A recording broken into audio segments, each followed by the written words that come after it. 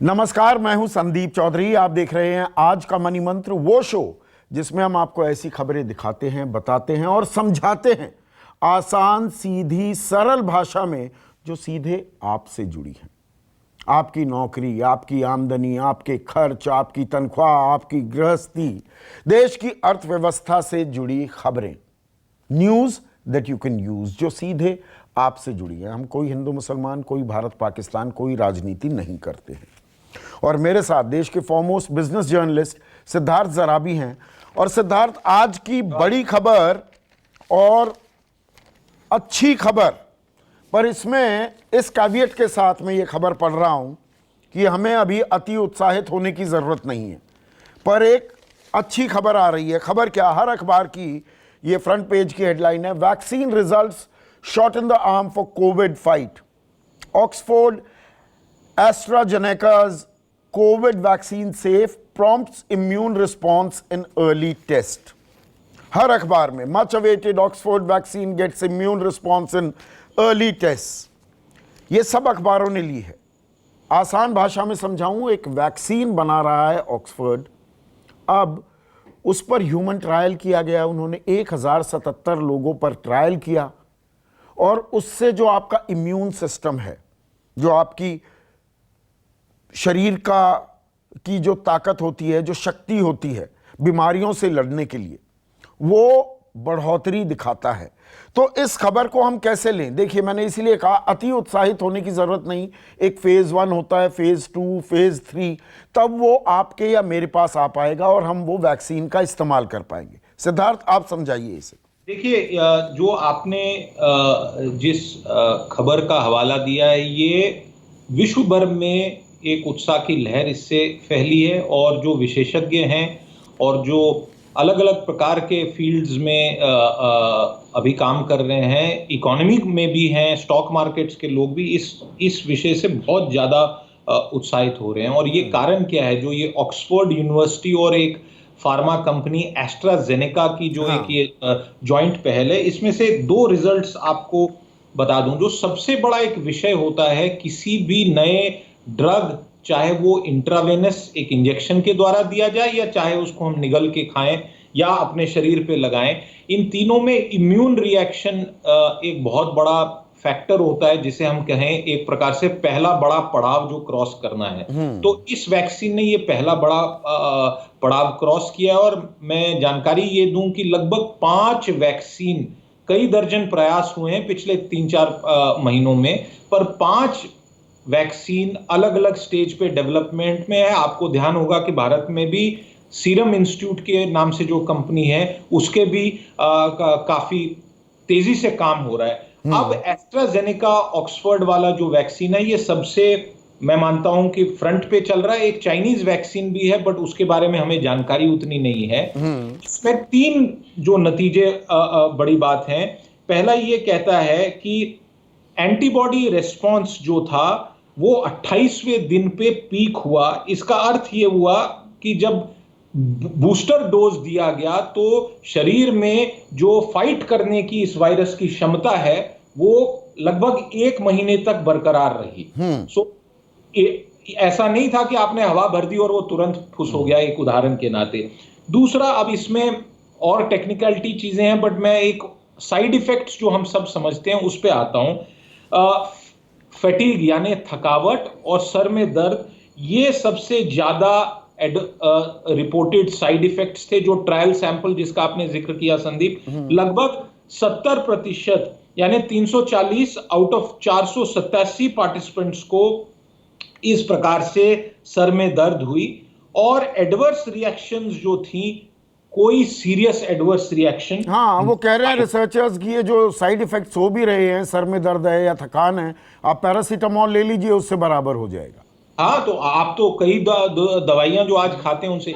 अब ये क्यों इंपॉर्टेंट था आपको ये जानकारी देना और हमारे दर्शकों को? वो इसलिए कि जो पड़ाव बाय पड़ाव है, एक किसी भी ड्रग की एक्सेप्टेंस और उसको जो ड्रग रेगुलेटर हैं वो क्लियरेंस दें, फार्मा रेगुलेटर, कि आप इसका वाइड इस्तेमाल करिए, ये बहुत बड़ा पड़ाव है। और मैं मानता हूं कि इसके कारण अब क्या होगा कि जिस दिशा में और जिस प्रकार से ये वैक्सीन बना है, और भी लोग उसी प्रकार का प्रयास करेंगे, और मेरा मानना है कि वर्ष के अंत तक शायद पहली मेजर, जिसे हम कहते हैं वाइड पॉपुलेशन में इंजेक्शन देना शुरू हो मैं जाएंगे। और यही सवाल पूछना चाह रहा था। अभी फेज 1 हुआ है, फेज 2 और फेज 3 होगा, तो जी, आपको लगता है, कुछ एक्सपर्ट से मैंने भी बात की थी, वो भी आशावान हैं, आशान्वित हैं कि इस साल के एंड तक, और साल में बचे कितने हैं, अगस्त, सितंबर, अक्टूबर, नवंबर, दिसंबर, 5 महीने के अंदर वैक्सीन आ सकता है, आ देखिए, सकता है, मैं कह रहा हूं। हाँ, इसमें एक और खबर, जो पुरानी खबर थी, भारत बायोटेक को लेके जो आईसीएमआर ने एक प्रकार से घोषणा भी, ये हाँ, चिट्ठी भी लिखी थी 15 अगस्त तक की, जिसपे कई विशेषज्ञों ने क्रिटिसिज्म भी किया, बट उसको छोड़ देते हैं तो भारत में भी दो बड़े कैंडिडेट हैं जो वैक्सीन कर सकते हैं। और अब मैं एक आपको आखिरी बात इसमें जो बताऊंगा, कि मेरा ये मानना है कि ग्लोबली जो स्टैंडर्ड्स होते हैं नए ड्रग की इंट्रोडक्शन को लेके, कई बारी 2-2, 3-3 वर्ष तक की स्टडीज होती हैं, बड़े वाइड सैंपल में स्टडीज होती हैं। और आपको ये बता दूं कि ग्लोबल फार्मा में कुछ कंपनीज का वर्चस्व क्यों है, अगर ये सवाल पूछा जाए, तो मैं उसका कारण ये बताता हूं कि न्यू ड्रग्स की फेलियर रेट बहुत होती है, 90% से अधिक कई टाइप्स के ड्रग्स में फेलियर रेट होती है। बिलियंस ऑफ डॉलर लग जाते हैं, अरबों खरब लग जाते हैं, और ड्रग रिजेक्ट हो जाते हैं। इसलिए किसी भी नई ड्रग डेवलपमेंट में 4-5 बिलियन डॉलर तक का भी खर्चा होता है। तो आसान भाषा इस में, एक मिनट, एक मिनट, आसान भाषा में देखिए, फिर मेरे दर्शकों के सर के ऊपर से निकल जाएगा। नया ड्रग, नई दवाई बनाने में 4 बिलियन 5 बिलियन, 4 बिलियन 5 बिलियन का मतलब होता है 30,000 करोड़ से 35,000 37,000 करोड़। जी, ठीक कह रहा हूं ना मैं? बिल्कुल बिल्कुल। और पैसा और समय, ये 4-4 5-5 7-7 वर्ष लगते हैं। आपने खुद, जिनको इस विषय में रुचि हो, तो अगर आप जाके देखें तो जैसे कोई कैंसर को लेके, एड्स को लेके, बाकी चीजों को लेके जो ड्रग्स हैं जो जटिल बीमारियों के लिए हैं, उनमें कितना समय लगता है इन कंपैरिजन कोरोना। क्योंकि वैसे तो एक कोरोना वायरसेस बहुत हैं दुनिया भर में, बहुत जल्दी ये डेवलपमेंट हुई। और जो मैं पॉइंट कंप्लीट करते हुए ये कहना चाह रहा था, कि मेरा मानना है कि विश्व भर में ड्रग रेगुलेटर्स शायद थोड़ी रिलैक्सेशन देंगे ड्रग की इंट्रोडक्शन में। और उसका कारण ये होगा कि एज लॉन्ग एज कोई बहुत बड़े एडवर्स साइड इफेक्ट्स ना आए, तो वैक्सीनेशन अलाउ होगी। और वैक्सीनेशन प्लस जो जिनको एक बारी हो चुका है, तो शायद उनमें इस इंफेक्शन को हैंडल करने की शरीर में एंटीबॉडीज, इम्यूनिटी बढ़ जाएगी। तो 1 से 2 वर्ष के समय में, जो कई लोग कह रहे हैं कि कुल मिला के 18 से 24 महीने के समय में एक प्रकार से इस बीमारी का सफाया हो जाएगा विश्व भर में, क्योंकि जनसंख्या भी तो ये हमें। बहुत ही उत्साहवर्धक खबर है, और इसमें जो सिद्धार्थ ने भी समझाया, इंडिया की कंपनी है सीरम इंस्टीट्यूट ऑफ इंडिया, वो 1 बिलियन यानी कि 100 करोड़ डोजेज बनाएगी इसी वैक्सीन की ह्यूमन ट्रायल के लिए। और साथ ही साथ एम्स ने कोवैक्सीन, जिसका जिक्र किया सिद्धार्थ ने, आईसीएमआर जो ये डेवलप कर रहा था भारत बायोटेक के साथ, एम्स भी इसका ट्रायल शुरू करने वाला है। और दिल्ली से भी उत्साह। एक छोटी जी, सी खबर संदीप जो अभी आई है, और वो अपने दर्शकों को बता दें, कि एस्ट्राजेनेका ने अभी एक स्टेटमेंट जारी की है, जिसमें उन्होंने कहा है कि वैक्सीन की इंट्रोडक्शन इस वर्ष यानी दिसंबर के अंत तक पॉसिबिलिटी है, संभवता है, हाँ, परंतु अभी सर्टेनिटी नहीं है। ये स्टेटमेंट अभी कंपनी की आई है, मुझे लगा ये जोड़ देते हैं। बिल्कुल, और ये जोड़ने वाली बात है, ये देखिए दर्शकों को समझाने की बात है, उत्साहवर्धक खबर है, अच्छी खबर है। और वैक्सीन बन जाए तो हम इस संकट काल से निकल पाएंगे। लेकिन इसका मतलब ये नहीं है कि आप एहतियात बरतनी छोड़ दें, सोशल डिस्टेंसिंग ना रखें, मास्क ना पहने, ऐसा बिल्कुल मत कीजिएगा। अभी बहुत वक्त लगना है वैक्सीन को आने में, और आशावान हैं सर्टेनिटी के साथ।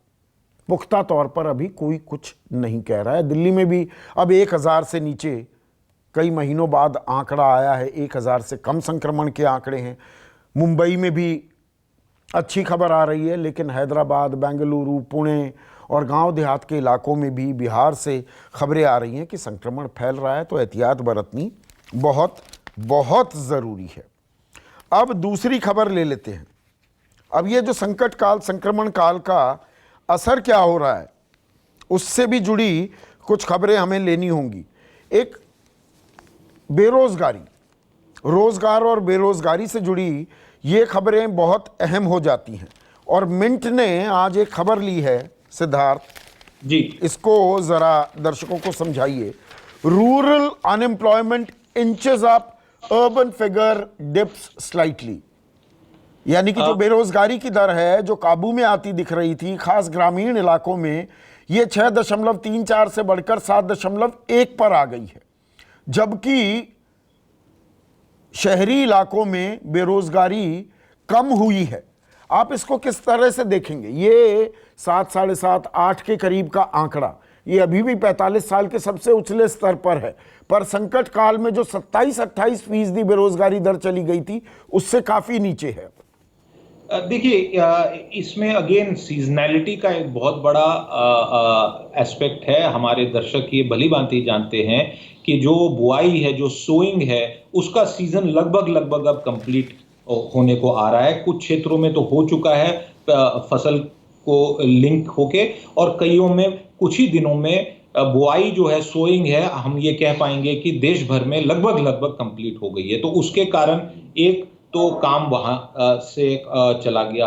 दूसरा, जब भी अकस्मात बारिश होती है, अधिक आती है, फ्लड्स आते हैं, हमारे देश में कई क्षेत्रों में इस प्रकार की घटनाएं हुई हैं पिछले कुछ दिनों में, सप्ताहों में, तो उसके कारण वहां पे सारा कामकाज ठप हो जाता है। वैसे भी मॉनसून सीजन में जो कंस्ट्रक्शन है और जो रूरल इकोनॉमी में कंस्ट्रक्शन है, कहीं दीवार बांधी जा रही है, कहीं छोटी एक पुलिया बन रही है, कहीं छोटी सड़क का निर्माण हो रहा है, कोई ग्राम सड़क योजना के अंतर्गत कोई निर्माण हो रहा है, स्कूल में कोई पुताई पेंटिंग का काम है, कहीं शौचालय बन रहा है, ये सब काम भारी वर्षा के समय पे होना लगभग बंद हो जाते हैं।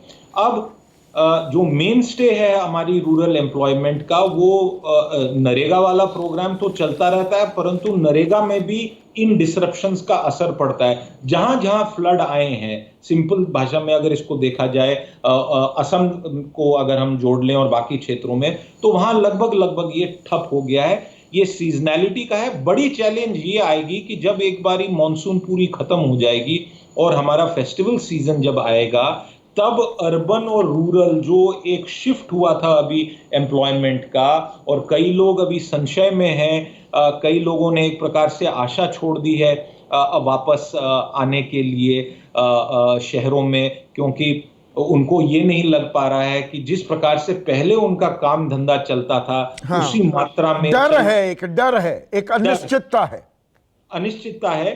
तो ये 2 महीने बाद, यानी सितंबर के एंड में हमें ये लगभग क्लैरिटी आएगी कि हमारी एम्प्लॉयमेंट का अब सिचुएशन क्या बनने वाली है। बिल्कुल, और इसको सरकार को ट्रैक करना चाहिए।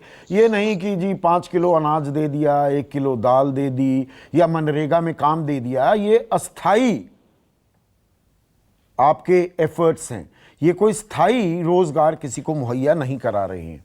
और इसका देखिए कॉरपोरेट वर्ल्ड में भी इंडिया इंक पर क्या असर पड़ रहा है। ये खबर इकोनॉमिक टाइम्स की, IndiGo decides to lay off 10% of its workforce, impacted staff will get at least 3 months gross salary, medical insurance till December. कुल मिलाकर 10% लोगों की छटनी हो रही है, नौकरी से निकाला जा रहा है। बिजनेस स्टैंडर्ड ने भी ये खबर ली है, IndiGo to lay off 10% workforce on Covid impact. और यहां पर दरअसल इन्होंने बाकी एयरलाइंस का भी जिक्र किया है सिद्धार्थ। एयर इंडिया में पे कट 10 से 60%, 5 साल तक की फरलो यानी कि leave without pay. Spice jet 30% काट दी हैं तनख्वाहें।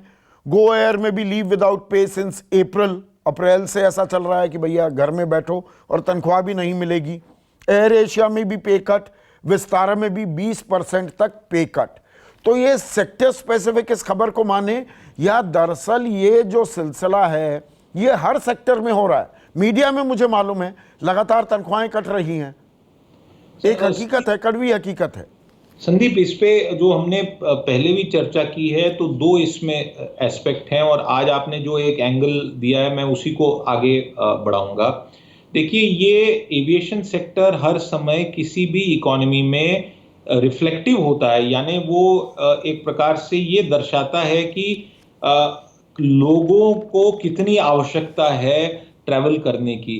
अगर आप 100 सीट माने रोज की अगर जहाज में बिक रही हैं, तो ये मान लीजिए कि लगभग लगभग उसमें से 60% जो पीछे समय में एक आंकड़ा चलता था, वो बिजनेस को लेके, काम धंधे को लेके ट्रैवल होती थी। जो रेजिडेंशियल या होम पर्पसेस के लिए है वो बहुत कम होता था, और जो टूरिज्म को लेके ट्रैवल होता था उसका पीक हम जानते हैं कि एक विंटर सीजन में आता था और एक समर सीजन में आफ्टर स्कूल एग्जाम्स समाप्त होने के बाद। और पिछले 10-15 वर्षों में एक ये नई ट्रेंड चली, और इसका हमें एयर डेक्कन को ही एक प्रकार से श्रेय देना चाहिए, जब एनीवन कैन फ्लाई वाला जो एक प्रकार से हाँ। एक नारा लगा था, और जो सस्ती टिकटों का एक प्रचलन शुरू हुआ था, तो वो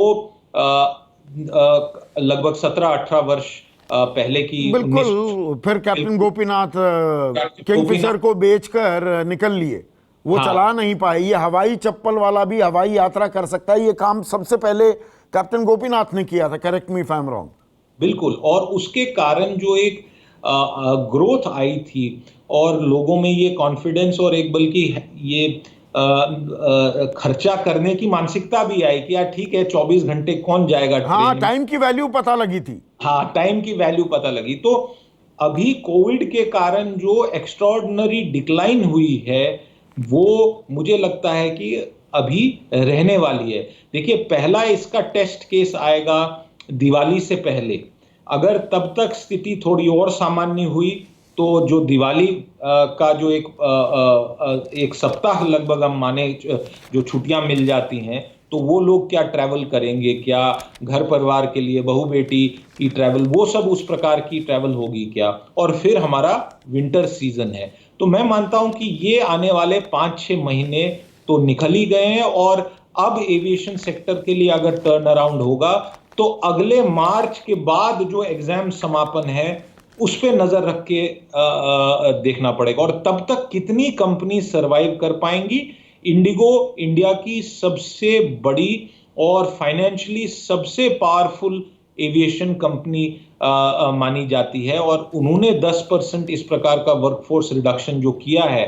और आपको ध्यान होगा कि लॉकडाउन होते होते पहले ही ऐसे संकेत आए थे, और फिर सरकार द्वारा एक प्रकार से एडवाइस दी गई सब लोगों को कि ऐसे छटनी मत करिए, परंतु अब अनलॉक हो गया है और अब कंपनीज कर रही हैं, क्योंकि कई कंपनीज को कोई सहारा भी नहीं मिला है और आशा की किरण और एक भी नहीं। नए वर्ल्ड में आ गए ना। देखिए, हमें ये समझना पड़ेगा, एक नए जमाने में, नए युग में हमने प्रवेश कर लिया है।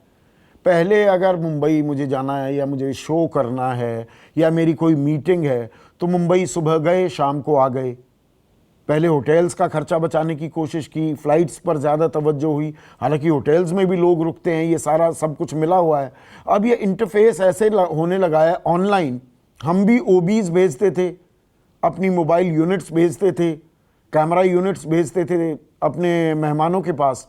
अब सब स्काइप पर जुड़ने लगे, हमारा खर्चा भी बच रहा है, पर दरअसल ये न्यू वर्ल्ड आ गया कि हम आमने सामने ऐसे भी बात कर सकते हैं। आपको गाड़ी और कैमरा पर्सन और ड्राइवर और 4 आदमी तामझाम करने की जरूरत नहीं, वही काम कंपनियां बड़े स्केल पर कर रही है।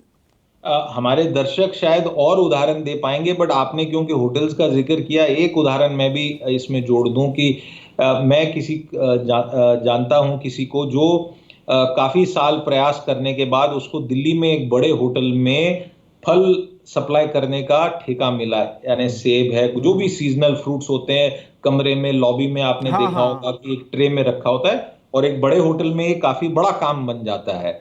अब होटल बंद, और उसके ऑर्डर उसको मिल नहीं रहे हैं, तो वो अपना काम कैसे चलाए, और इतनी बड़ी मात्रा में वो कस्टमर रेजिडेंशियल सेगमेंट में कैसे ढूंढेगा, क्योंकि वो एक जगह पे है और घर दूसरे जगह पे है, होटल बिजनेस डिस्ट्रिक्ट में है, उसकी दुकान सप्लाई पॉइंट भी वहीं पे है।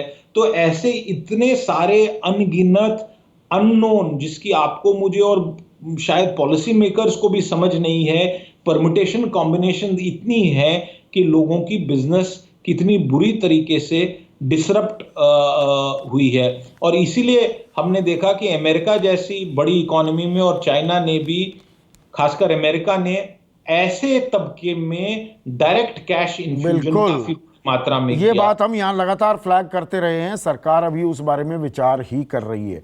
लेकिन देखिए, जब धंधा मंदा होता है और अनिश्चितता होती है, टैक्स कलेक्शन भी घटती है। अब उससे जुड़ी दो खबरें हैं, आप समझाइएगा दर्शकों को। इंडियन एक्सप्रेस ने अपने इकोनॉमी पेज पे ली है, CBDT chief on faceless assessment will help remove discretion of tax officers. यानी कि अब फेसलेस असेसमेंट होगी, आप अपना बता दीजिए मेरा टैक्स इतना बनता है, आपको सामने अधिकारी के जाने की जरूरत नहीं है। दूसरी तरफ बिजनेस स्टैंडर्ड ने इस खबर का दूसरा पहलू दिया है, 20% fall in direct tax collection not too bad.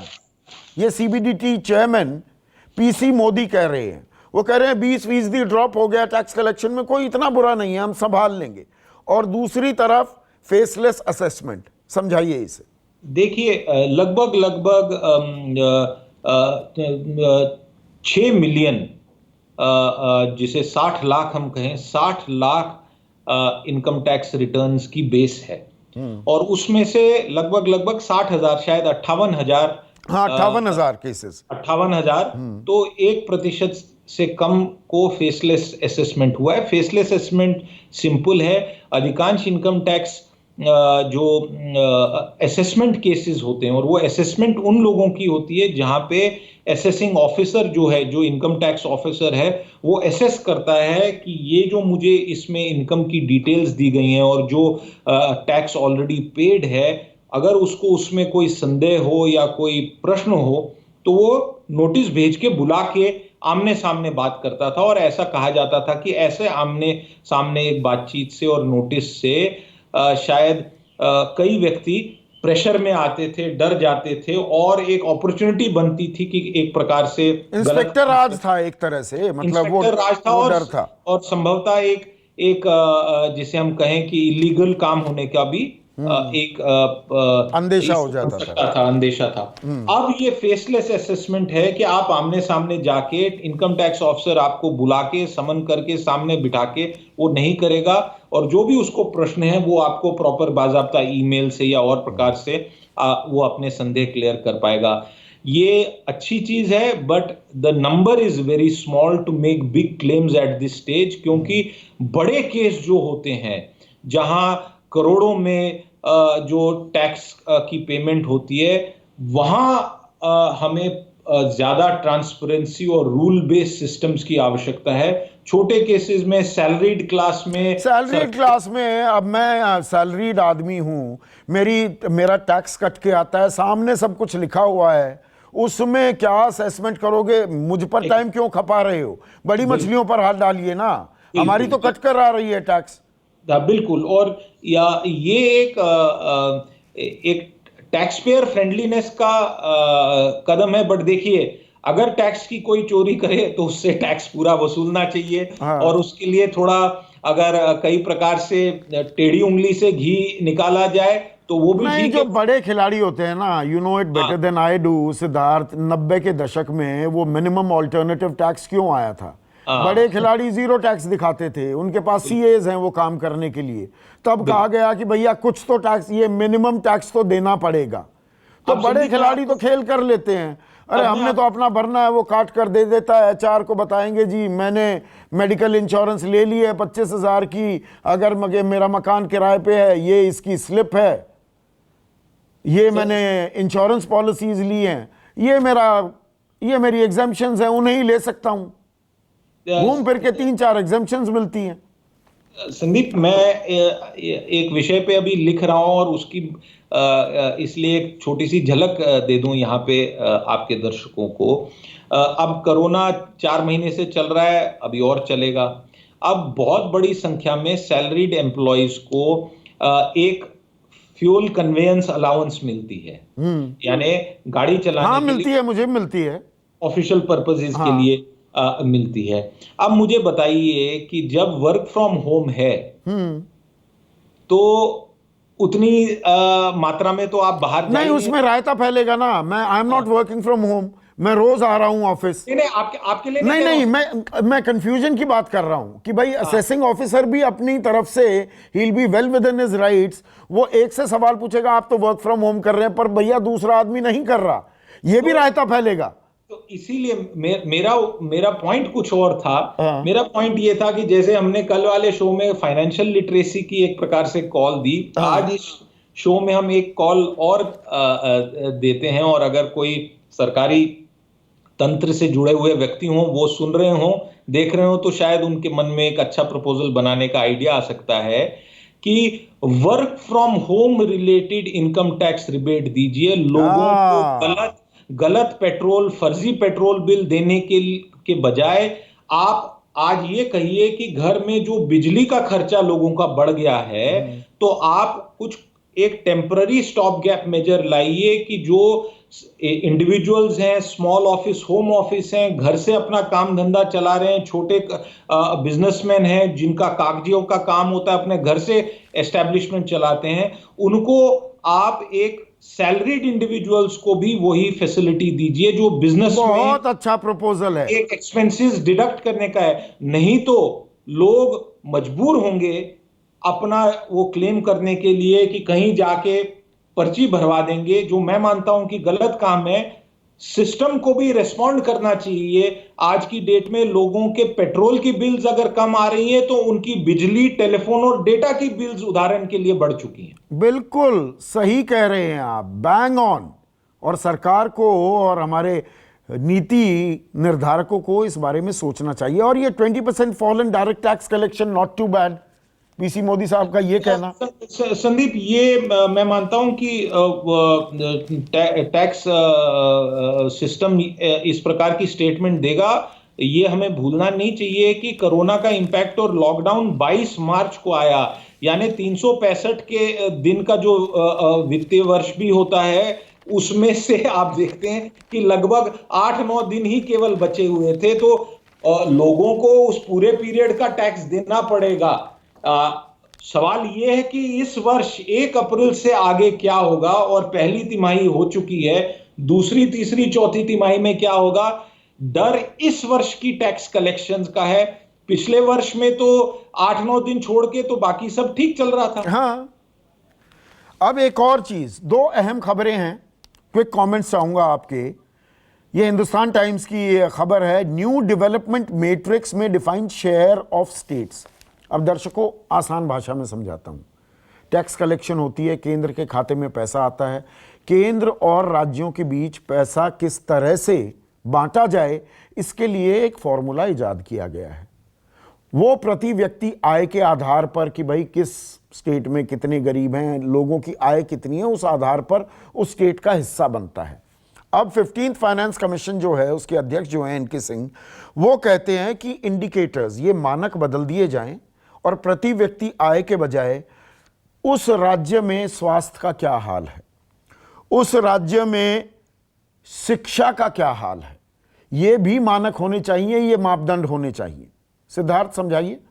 देखिए, सबसे पहले प्रेजेंट सिस्टम क्या है। प्रेजेंट सिस्टम ये कहता है कि जितनी टोटल इनकम है उसको आप जनसंख्या से डिवाइड करके पर कैपिटा यानी पर हेड औसतन हर व्यक्ति की कितनी इनकम है, पर ये केवल एक स्टैटिस्टिकल फिगर है।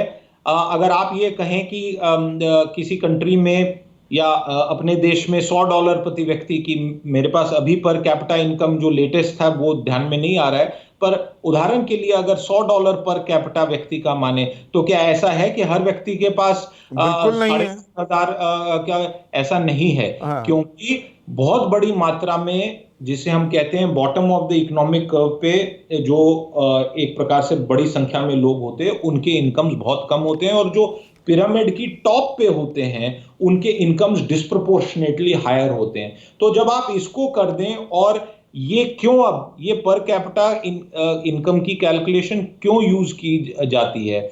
सेंट्रल पूल जो है रेवेन्यूज का, टैक्स रेवेन्यूज का, जो डिविजिबल पूल है, यानी हमारे कॉन्स्टिट्यूशनल फ्रेमवर्क में फाइनेंस कमीशन जो फ्रेमवर्क है, और ये 15वां फाइनेंस कमीशन चल रहा है हमारी आजादी के बाद, ये फाइनेंस कमीशन तय करता है कि जो केंद्र है वो राज्यों को कितना पैसा देगा, क्योंकि ये पैसा देना एक कॉन्स्टिट्यूशनल फ्रेमवर्क के तहत आता है। क्योंकि आपको ध्यान होगा कि जो केंद्र सरकार है वो इनकम टैक्स केवल केंद्र सरकार लेवी कर पाती है। राज्यों के पास इनडायरेक्ट टैक्स का जो था वो अब जीएसटी में समावेश हो गया है, जहां पे साझा एक प्रकार से टैक्सेशन के पावर्स हैं।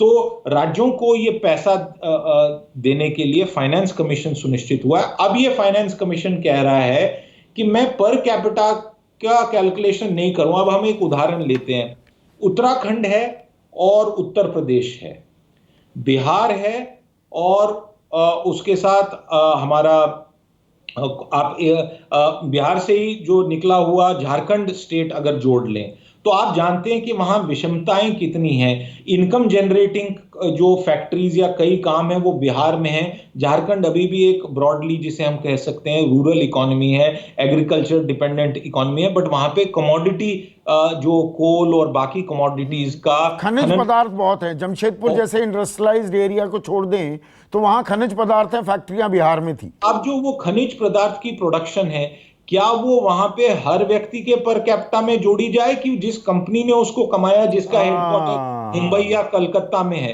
तो अब इसको चेंज करके, और ये बहुत अच्छा आइडिया है, इसको बहुत बारी पहले डिस्कस किया गया है, और एनके सिंह साहब एक हमारे ब्यूरोक्रेसी में एक बड़े बड़े नाम है, टॉल लीडर, रेवेन्यू सेक्रेटरी रहे हैं तमाम, वो जानते हैं पूरे सिस्टम को। कह रहे हैं कि हम डेवलपमेंट बेस्ड मैट्रिक्स लाएंगे, यानी जिन स्टेट्स में, और इसका डायरेक्ट इंपैक्ट क्या होगा, जिसे हम तथाकथित बीमारू स्टेट्स कहते हैं। संदीप, मेरी स्कूल की पढ़ाई से मैं बीमारू शब्द सुन रहा हूं, आप भी सुन रहे हैं। चाइना में आपने देखा है कि इतनी बड़ी मात्रा में, इतने कम समय में, लगभग 30 वर्षों में दर्जनों करोड़ जो उनकी जनता है, और चाइना भी बहुत गरीब देश था और 1960 में 50 में हमसे पीछे था कई मापदंडों में। वहां पे बहुत लोग पॉवर्टी से बाहर आके एक अलग प्रकार का उनका रहन सहन हुआ है। हमारे यहाँ बीमारू का टैग अभी भी लगा हुआ है, और उन स्टेट्स को संभवतः, अब फॉर्मूला मुझे नहीं पता कि ये क्या लगाई जाएगी, इसके कारण संभवतः जो हमारे हिली स्टेट्स हैं और जो हमारे बीमारू स्टेट्स हैं उनको ज्यादा डिविजिबल, उनको ज्यादा पैसा केंद्र सरकार ज्यादा पैसा, और उन्हें मिलना भी चाहिए, वो प्राथमिकता होने भी चाहिए। आखिरी खबर सिद्धार्थ, ये टाइम्स ऑफ इंडिया के फ्रंट पेज की खबर है, और कल भी हमने जिक्र किया था ऑनलाइन क्लासेस का। 23% of urban population has access to comps यानी कि कंप्यूटर्स, ओनली 4% ऑफ रूरल, यानी कि हमारी शहरी आबादी में 23% लोगों के पास ही कंप्यूटर्स हैं, और ग्रामीण इलाकों में तो 4% के पास। हालांकि ये डेटा जुलाई 2017 और जून 2018 का है, पर वो कितना बढ़ गया होगा अब भी। संदीप, इसमें जो सर्वे को जो आपने बात लास्ट में बताई वो इंपॉर्टेंट है। लगभग 1,13,000 घरों में सर्वे हुई थी, और जो 8,000 गांव थे और 6,000 अर्बन ब्लॉक्स में ये सर्वे हुई थी। सर्वे जुलाई 2017 से जून 2018 तक की हुई। यानी अगर आप उस समय की हमारी टेलीडेंसिटी का परसेंटेज देखें और इंटरनेट की एडॉप्शन देखें, 4G कनेक्टिविटी देखें, तो उसमें लगातार हर महीने बहुत बड़ा एक बदलाव आता है। मैं मानता हूं कि ये थोड़ा लैगिंग डेटा है, इसके आंकड़े चेंज हुए हैं, बट जो ब्रॉड इसमें से पॉइंट कैप्चर होता है, और ये अगेन आपके शो पे ये बहुत बारी हमने चर्चा की है कि बहुत बड़ी अभी भी एक डिजिटल डिवाइड है देश में, और इंडिया और भारत के बीच में बहुत बड़ी एक डिवाइड है। एक डिवाइड है टोटल कितनी संख्या है, दूसरा डेटा स्पीड्स कितनी अवेलेबल हैं, तीसरा फोन किस लेवल के हैं, कितने एडवांस्ड फोन हैं, चौथा बिजली की एक्सेसिबिलिटी कितनी है। देखिए, सिग्नल मिलना ग्रामीण क्षेत्र में काफी नहीं होता है। मैं अपने दर्शकों को यहाँ पे एक जानकारी दूं कि आज भी हमारे देश में एक लेफ्ट विंग एक्सट्रीमिज्म क्षेत्र जो हैं, लगभग हम उनको मान सकते हैं 100 जिले लगभग जो हैं जिसमें लेफ्ट विंग एक्सट्रीमिज्म का होम मिनिस्ट्री के अंडर एक प्रोग्राम चलता है। और उन्होंने कई वर्ष पहले एक प्रयास किया था कि वहां पे फोन की सिग्नल मिलनी चाहिए, खासकर हमारे सिक्योरिटी फोर्सेस के लिए। अब LWE left wing extremism phase 1 telecom project था। लगभग 5000 स्थानों में सोलर पैनल लगा के मोबाइल टावर एंटीना लगाए गए भारत संचार निगम लिमिटेड द्वारा। पिछले 3 वर्षों में उसका सेकंड फेज जो है वो तय नहीं कर पा रहा है डिपार्टमेंट ऑफ टेलीकॉम। उसमें अलग अलग अड़चन आ रही हैं, यानी हमारे सिक्योरिटी फोर्सेस को भी, जवानों को वहां पे सिग्नल नहीं मिलती है, जो ये छत्तीसगढ़, झारखंड और ऐसे एरियाज जहां मैं पे नक्सल प्रभावित इलाके में गया था Siddharth. I was on a Naxal trail. एक रात मैंने 25-30 नक्सलवादियों को उनको कवर कर रहा था, मैंने बिताई थी वहाँ, बल्कि 1 या 2 रात मैंने वहाँ बिताई। और जब वो मुझे ले जा रहे थे, उनको एग्जैक्ट स्पॉट पता था। मेरे फ़ोन पर कोई सिग्नल नहीं, उन्होंने मुझे फ़ोन रखने दिया। मैंने कहा भैया फ़ोन लोगे क्या? कि नहीं नहीं रखिए, ये चलेगा ही नहीं। और मोटरसाइकिल पर ले जा रहे हैं, वो एग्जैक्ट पॉइंट पर रुकते और वो बात करने लगते। मैंने कहा अब कैसे आ गया? बोला ये हमें पता है कहाँ सिग्नल आता है कहाँ नहीं। तो ये जो स्थिति है, अच्छा, नॉर्थ ईस्ट जिसको बार बार इग्नोर किया जाता है, इसी प्रकार की स्थिति हमारे नॉर्थ ईस्ट में भी है। जम्मू कश्मीर के क्षेत्रों में कई जगह पे ये सिग्नल की बहुत बड़ी नहीं, आप तो नॉर्थ ईस्ट और नक्सल प्रभावित इलाकों की बात कर रहे हैं। देखिए जहां हम बैठे हैं यहाँ तो सारे सिग्नल्स आते हैं ना कहने को। हम 2G 3G से 4G आ गए, 5G की टेक्नोलॉजी, अब जियो बनाने वाला है। 5G की बात कर रहे हैं, 4G भी चलता है क्या? तो और बिजली की भी बात है, बिजली यहाँ पर तो आती है पर यूपीएस लगा कर रखना पड़ता है ना, कि डीजी पर जाएगा, बिजली थोड़ी सी भी कटी तो आपका तो कनेक्शन गया। तो ये परेशानियां तो हैं। यही जब डिमोनेटाइजेशन हुई थी और उसके बाद एक डिजिटल एक्सेस का बड़ा इशू आया था रूरल क्षेत्र में, जहां पे लोग, क्योंकि एक तो यूज टू नहीं थे, अब 5 वर्ष बाद उसके बाद एक चेंज आई है।